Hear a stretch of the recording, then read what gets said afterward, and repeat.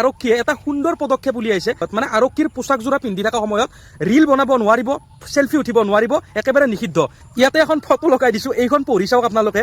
মই জানো এইখন পঢ়াৰ পিছত বহুতে খং কৰিব আৰু বহুতৰ ভাল লাগিব, কিন্তু মই ইমানেই বেছি ভাল পাইছোঁ আপোনালোকক বুজাব নোৱাৰোঁ, মোৰ ফূৰ্তিৰ সীমা নাই। বিহাৰ আৰক্ষীয়ে এটা সুন্দৰ পদক্ষেপ উলিয়াইছে, সেইটো হৈছে ডিউটিত থকা সময়ত আৰু ড্ৰেছ পিন্ধি থকা সময়ত মানে আৰক্ষীৰ পোছাকযোৰা পিন্ধি থকা সময়ত ৰিল বনাব নোৱাৰিব, সেলফি উঠিব নোৱাৰিব, একেবাৰে নিষিদ্ধ। আৰু কোনোবাই যদি এই নিয়মটো যদি নামানে, এই নিয়মটো যদি উলংঘা কৰে, তেতিয়াহ'লে তেওঁলোক নিজে ৰঙা ঘৰৰ আলহী হ'ব লাগিব। এতিয়া আপোনালোকে কওকচোন, এইটো নিয়ম শুনি আপোনালোকে ভাল পাইছে নে বেয়া পাইছে? মই কিন্তু এনেকুৱা ভাল পাইছোঁ, কিবা মনৰ পৰা এটা বোজা কমি যোৱাৰ নিচিনা হৈছে, ভাল লাগিছে। এতিয়া আমি হৈছোঁ সাধাৰণ ক্ৰিয়েটৰ, আমি বহুত কষ্ট কৰি ভিডিঅ' বনাওঁ, তাৰপিছত আমাৰ ভিডিঅ'ত লাইক কমেণ্ট আহে 10টা 5টা 20টা 100টা, আৰু ভাই পোছাকযোৰা পিন্ধি ভিডিঅ' দিয়াৰ পিছত কিমান লাইক কিমান কমেণ্ট, অ' মাই গড। তো ময়ো ভাবি আছিলোঁ যে কিয়নো এনেকুৱা এটা নিয়ম আনিব লাগে।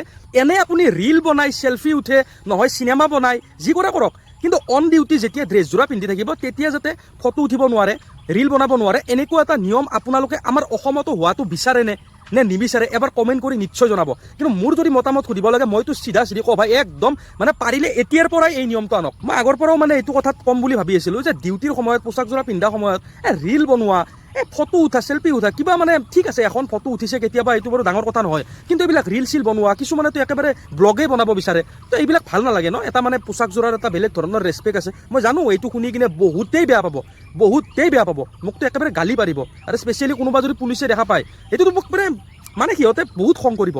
কিন্তু হ'লেও 8 ঘণ্টামানহে ডিউটি থাকে, তাৰপিছততো ফ্ৰীয়ে থকা যায়, তো তাৰপিছত বনাওক, ৰিল বনাই, ফটো বনাই, ব্লগ বনাই, কিবা বনাই, যি বনাই বনাওক, কিন্তু অন ডিউটিত অকণমান ভাল নালাগে। তো ইয়াৰ ওপৰত আপোনালোকৰ মতামতটো জনাবচোন যে এইটো ৰুল আমাৰ অসমত অহাটো আপোনালোকে বিচাৰেনে নে নিবিচাৰে? এবাৰ কমেণ্ট কৰি নিশ্চয় জনাব।